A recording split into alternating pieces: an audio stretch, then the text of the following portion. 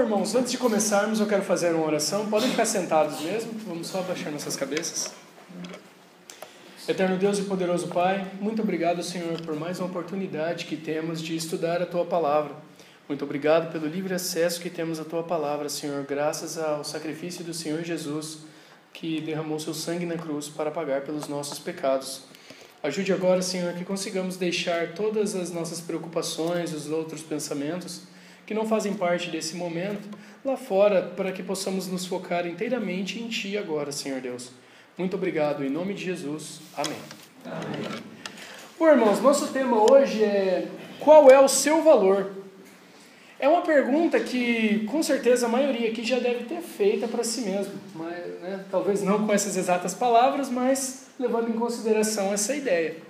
E é uma pergunta que, se você não fez, é algo preocupante, você deveria fazer, porque e se alguém chegasse para você, valendo a sua vida, e perguntasse qual é o seu valor?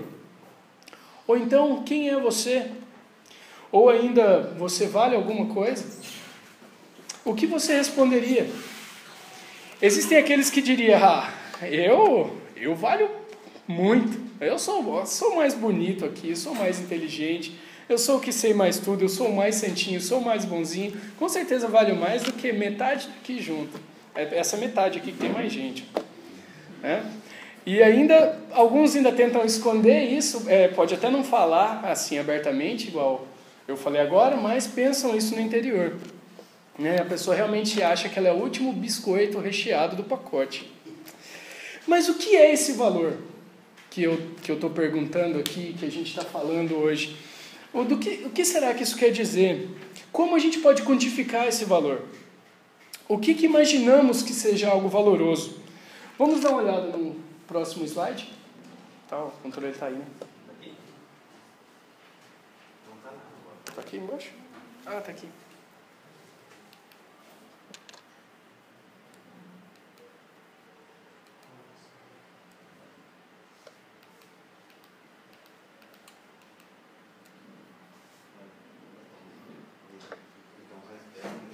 Faz aí mesmo. Pode agora?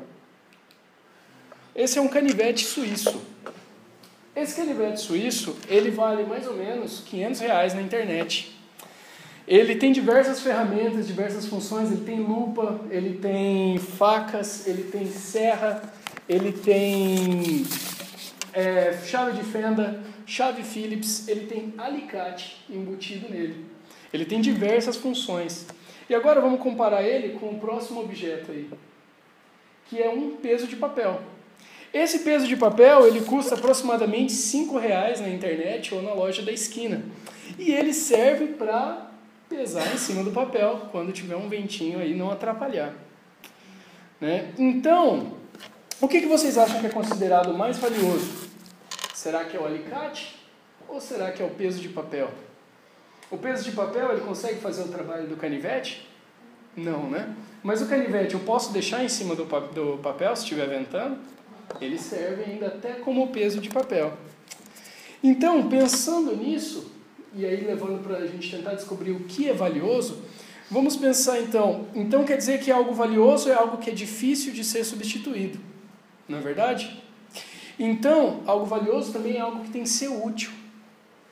Algo inútil, ele não é valioso. E aí, quando a gente fala em utilidade para quem? O canivete suíço, por exemplo, ele é valioso para ele mesmo ou para quem usa ele? Para quem usa. Então, o valor em si não é para ele mesmo. O valor vai ser para terceiros, vai ser para quem for utilizar ele como ferramenta.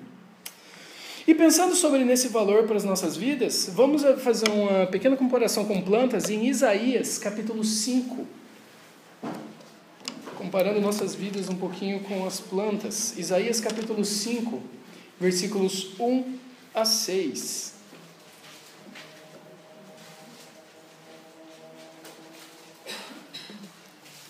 Isaías, capítulo 5, versículos 1 a 6.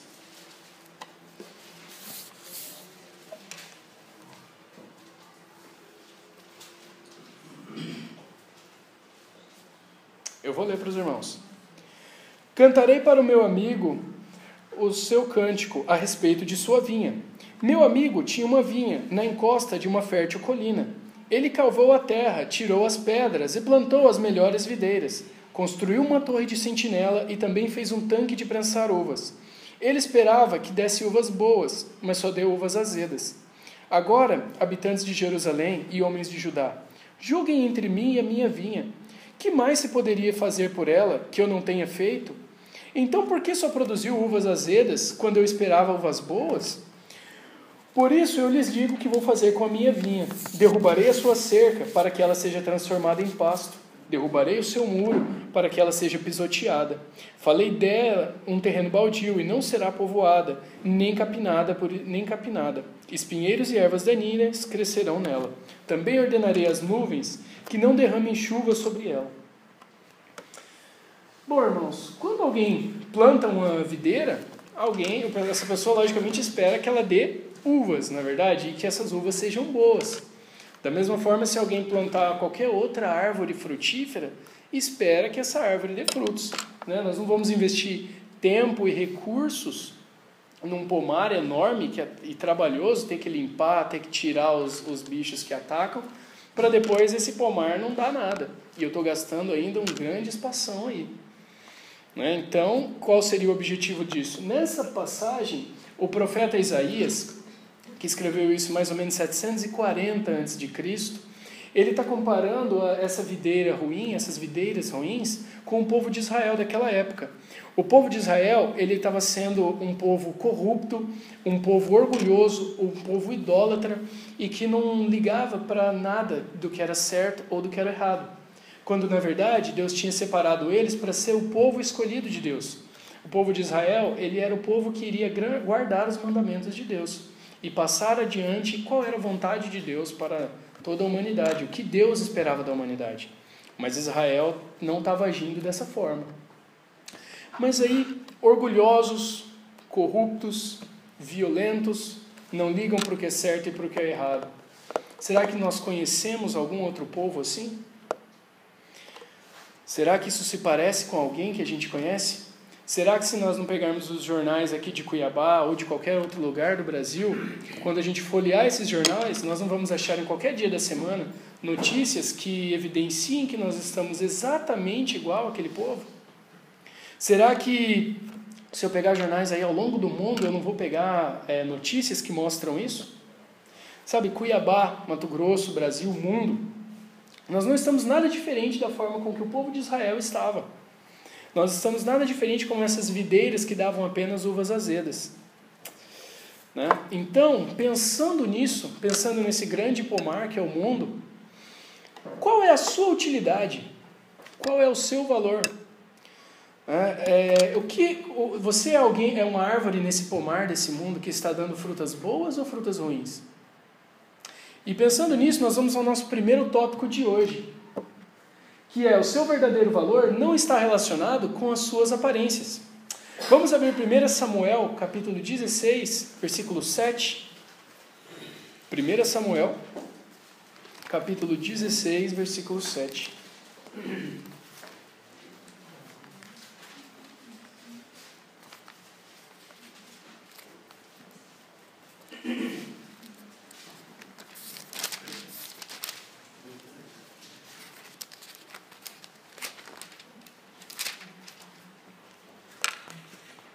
Eu vou ler para os irmãos.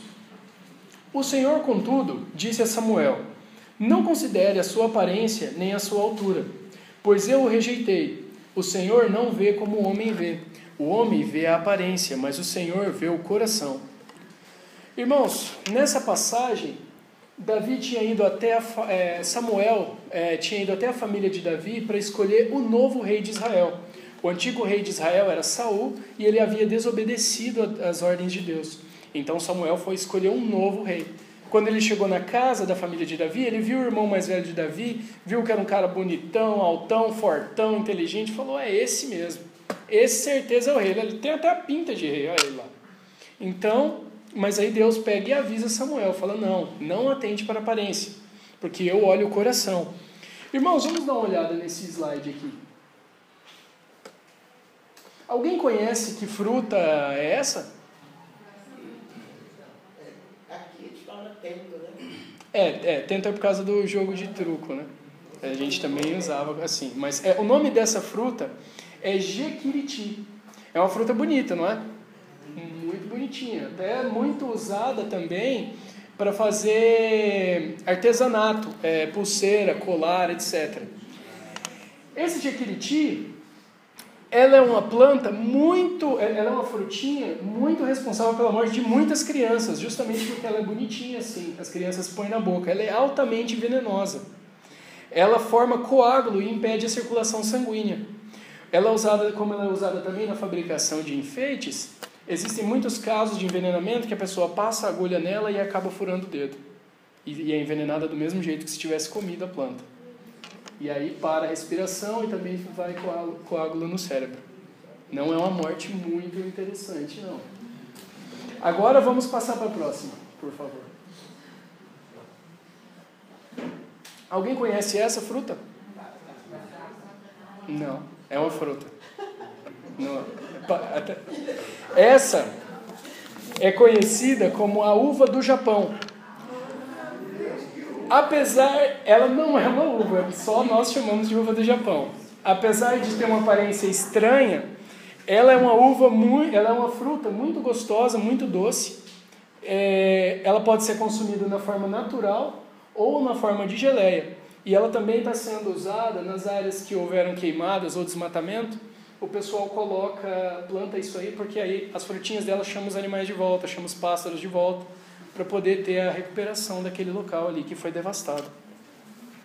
Então, pessoal, cuidado com as aparências. As aparências enganam. E enganam muito. E para Deus, elas não contam. Então, para nós, não deveriam contar também. Mas o mundo, a sociedade, ela quer medir o homem pelo que o homem tem, muito mais do que pelo que o homem é. Ter ou parecer tem sido muito mais importante para o nosso mundo do que ser. E aí, às vezes, as pessoas às vezes, gastam o que não tem para poder manter as suas aparências. E aí acabam se sacrificando e sabe, é uma vida muito curta. Nós brasileiros sabemos aí como é que é os juros no nosso Brasil, e juros de cartão de crédito é uma coisa que realmente come o cara pelas pernas. E muita gente acaba caindo nesse engano. Outros ainda adoram falar que fazem as boas obras, né? Adoram se manter a aparência de bonzinho. Aí o cara dá 50 centavos no semáforo e posta no Facebook que ajudou uma família inteira, né? Com aqueles 50 centavos ali. E gosta de falar para todo mundo, porque se eu sou mais bonzinho, eu sou uma pessoa evoluída. Meu espírito é melhor do que o de vocês, porque eu reconheço a bondade, eu sei que é necessário fazer a bondade. Né? Sendo que, na verdade, só estou fazendo propaganda. E às vezes ainda de coisa que eu não fiz. E vamos ver o que Mateus fala desse tipo de coisa, em Mateus capítulo 6, versículos 1 a 4. Mateus capítulo 6, versículos de 1 a 4.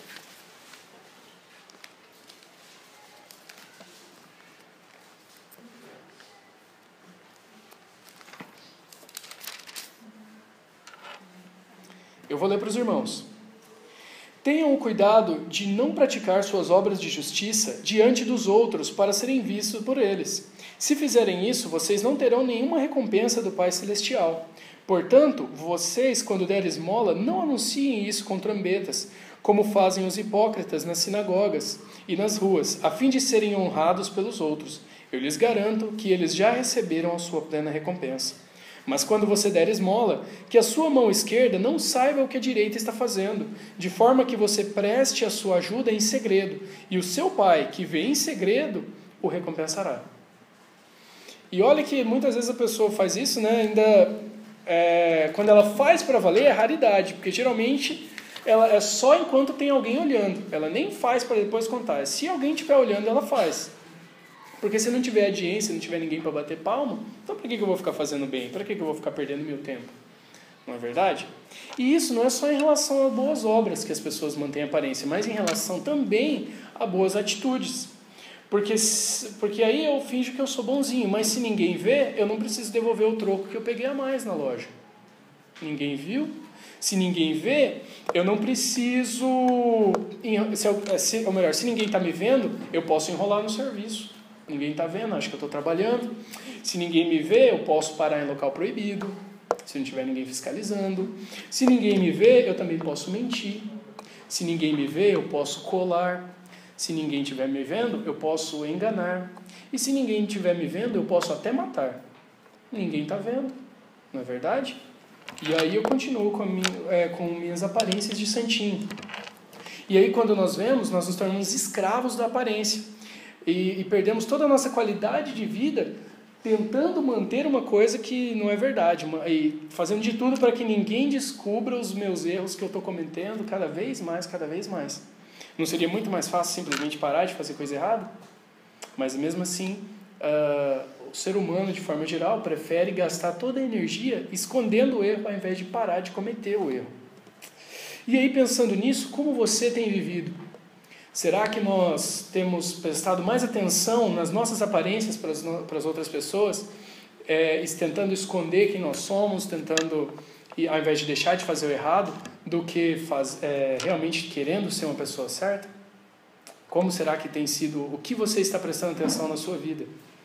E com isso vamos ao nosso próximo tópico de hoje, que é o seu verdadeiro valor tem a ver com as suas ações e as motivações das suas ações.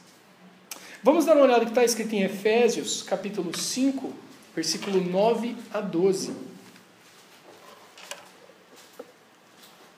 Efésios, capítulo 5, versículos 9 a 12.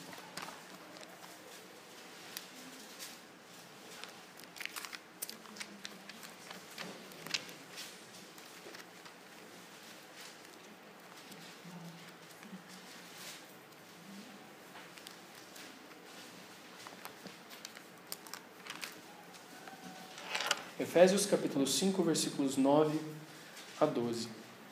Eu vou ler para os irmãos. Pois o fruto da luz consiste em toda bondade, justiça e verdade, e aprendam a discernir o que é agradável ao Senhor.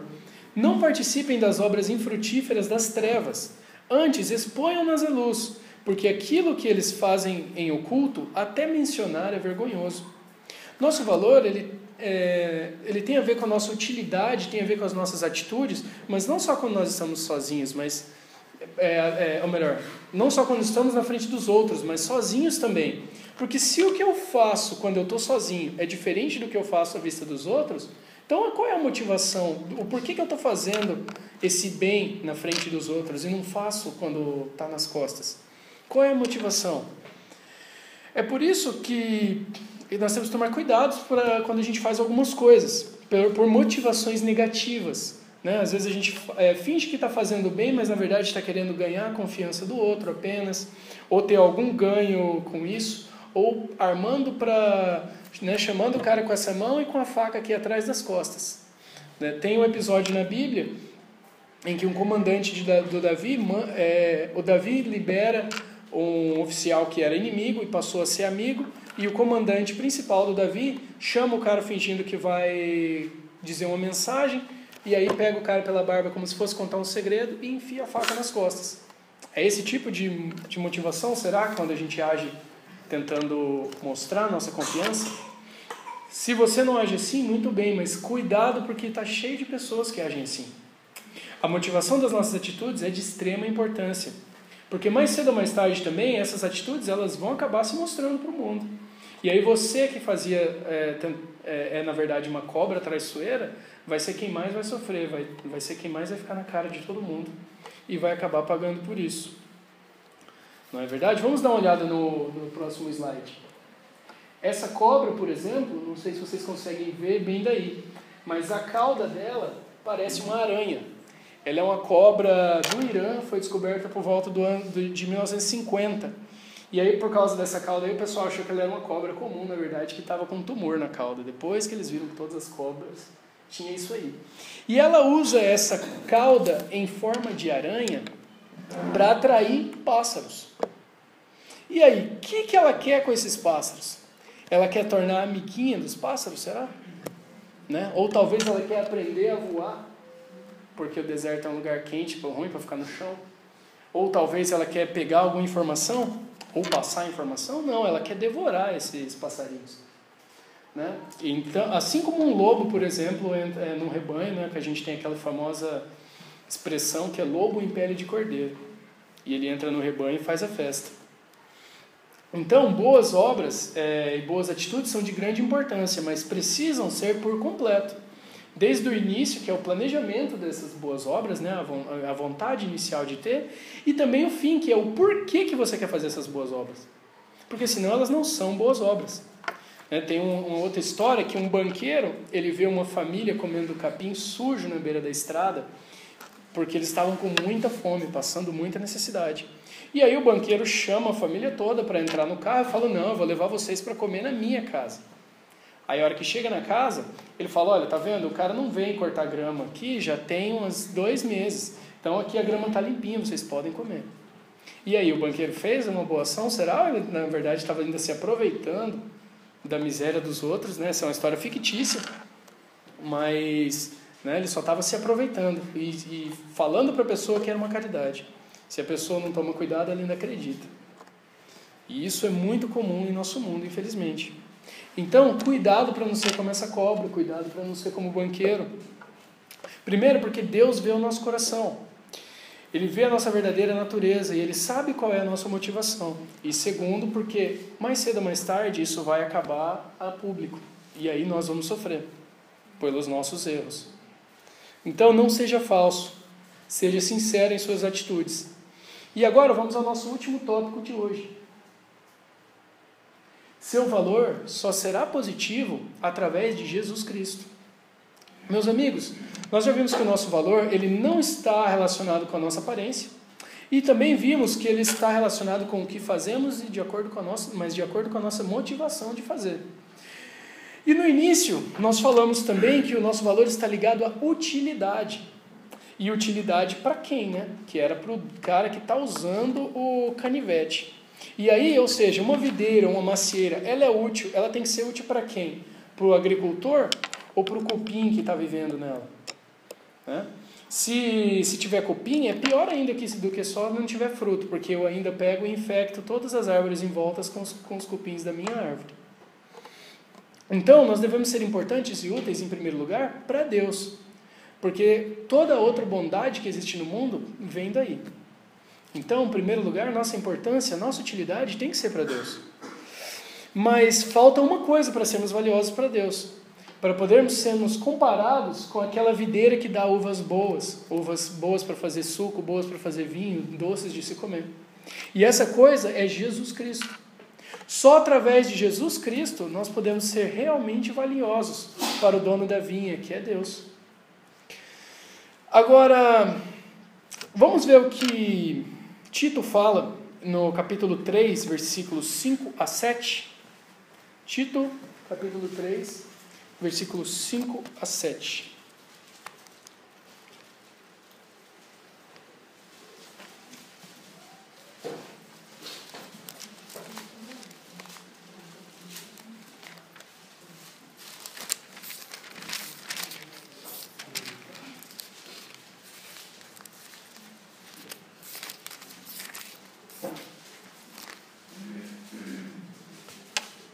Tito, capítulo 3, versículos 5 a 7.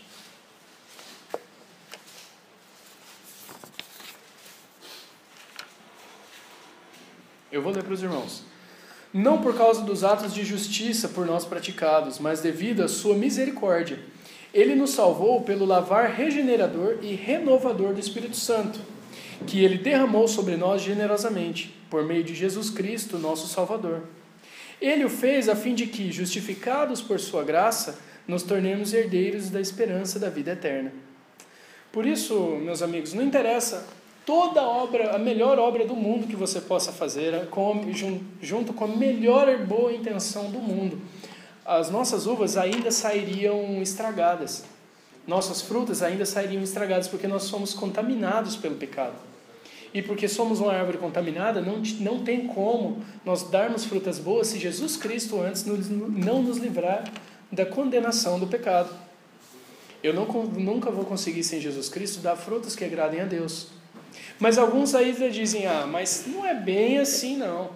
Eu faço tanta coisa boa, eu sou tão bonzinho, que mesmo se eu tiver aí uma ou outra coisa ruim aí na minha vida, se eu sou um cara bom, deve ter sido no máximo uns 3 até hoje, né? Mesmo assim, isso não vai estragar tudo, porque eu sou um cara bom demais. Mas vamos dar uma olhada no nosso próximo slide, por favor. Pensem comigo, imagine um copo de água fresca, água potável, geladinha, pronto para ser bebida naquele dia de mais calor. E aí, só que aí nessa água a gente coloca aí algumas gotas de um veneno muito tóxico. O que você acha que vai acontecer? Você acha que porque eu coloquei as gotas de veneno na água, a água vai limpar o veneno e vai ficar tudo bem, acabou o veneno? Ou você acha que essas gotas de veneno muito tóxico ficou ali na água e quem beber água morre? O que será que acontece? Né? Então, é a mesma coisa o pecado em nossas vidas. Um pecado acaba com a vida inteira. E com certeza, uma coisa eu afirmo, olha, nós temos muito mais do que só um pecado se for contar do meio-dia para cá. Então, nosso problema não é só 1 ou 2 gotas ainda desse veneno tão mortal. Pode passar. Esse aqui, por exemplo, é o dimetilmercúrio. 0,1 ml dele é uma dose mortal. Ou quando ele foi descoberto, caiu na mão do professor, ele nem consumiu, e os sintomas apareceram 4 meses depois e ele morreu em 10 meses. Então, veneno, uma gotinha só, acaba com tudo, se for um veneno muito perigoso. Então, por isso que a Bíblia nos convida a nos livrar do pecado e dar frutos bons. Vamos ver o que está escrito em Mateus, capítulo 3, versículos 8 a 10? Em Mateus, capítulo 3, versículos 8 a 10.